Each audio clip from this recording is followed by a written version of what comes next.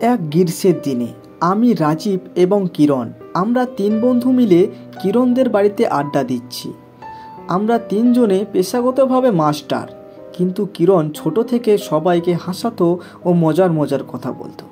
আমরা তিন বন্ধু মিলে আড্ডা দিতে দিতে রাজীব বলে ওঠে, আমরা অনেক দিন ধরে কোথাও ঘুরতে যাইনি, চল আমরা তিন বন্ধু মিলে কোথাও ঘুরে আসি। তখন আমি বলে উঠি, তুই ঠিকই বলেছিস, বেশ কিছুদিন ধরে কোথাও ঘুরতে যাওয়া হয়নি। আগে আমরা স্কুলে পড়তাম, কত জায়গায় ঘুরতে যেতাম, কতই না মজা করতাম। তখন রাজীব বলে, কোথায় ঘুরতে গেলে ভালো হয় বলতো? আমি তখন বলে উঠলাম, তাহলে আমরা সন্ধ্যা নদীর বন থেকে ঘুরে আসি। তখন রাজীব ও কিরণ রাজি হয়ে বলে উঠে, চল ওখান থেকেই তাহলে ঘুরে আসি, ভালোই হবে। লোকে নাকি বলে ওখানকার প্রকৃতি খুবই সুন্দর, চ তাহলে। তার পরের দিনই আমরা তিনজন মিলে বেরিয়ে পড়ি ওই সন্ধ্যা নদীর বনের উদ্দেশ্যে। কত রাস্তা পার হয়ে এসে পড়ি সেই সন্ধ্যা নদীর বনে। চারিদিকে গাছ আর গাছ। আমরা তিনজন মিলে হেঁটেই চলেছি। এক সময় বনের ধারে এসে পড়ি। সেখানে এসে দেখি একটি নদী বনের পাশেই। কি সুন্দর জায়গা, সেখান থেকে যেন আসতেই মন চায় না। ঘুরতে ঘুরতে সন্ধ্যা লেগে যায়। আমরা কি করব বুঝে উঠতে পারছিলাম না।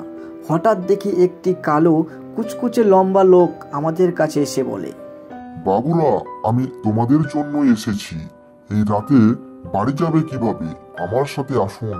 একটু গিয়ে একটি ছোট বাড়ি আছে, সেখানে আপনারা এই রাতটি কাটিয়ে পরের দিন সকালে বাড়ি চলে যাবেন। এই তার কথা, আমাদের কেমন কেমন লাগছে। এই রাতে বাড়ি বা যাব কি করে? তিনজনের গা কেমন ছমছম করছে। আমি ভয়ে ভয়ে বলে উঠি, চলুন তাহলে। আমরা তিনজন মিলে ওই অচেনা লোকের পিছু পিছু হাঁটতেই থাকি। একটু গিয়ে লোকটি একটা বাড়ি দেখিয়ে দেয় আর সে চলে যায়। আমরা তিনজনে ওই বাড়িটিতে যাই এবং শুয়ে পড়ি। হঠাৎ ভোর রাতে একটি চিৎকার শুনতে পাই। মনে হচ্ছে কোনো মানুষকে কোনো কিছু জীবজন্তু ছিঁড়ে ছিঁড়ে খাচ্ছে, আর সে বলছে, বাঁচাও বাঁচাও বাঁচাও। সেই শুনে আমরা তিনজনে বাড়ির বাইরে আসি। দিয়ে দেখি একটি লোক বসে কি যেন খাচ্ছে।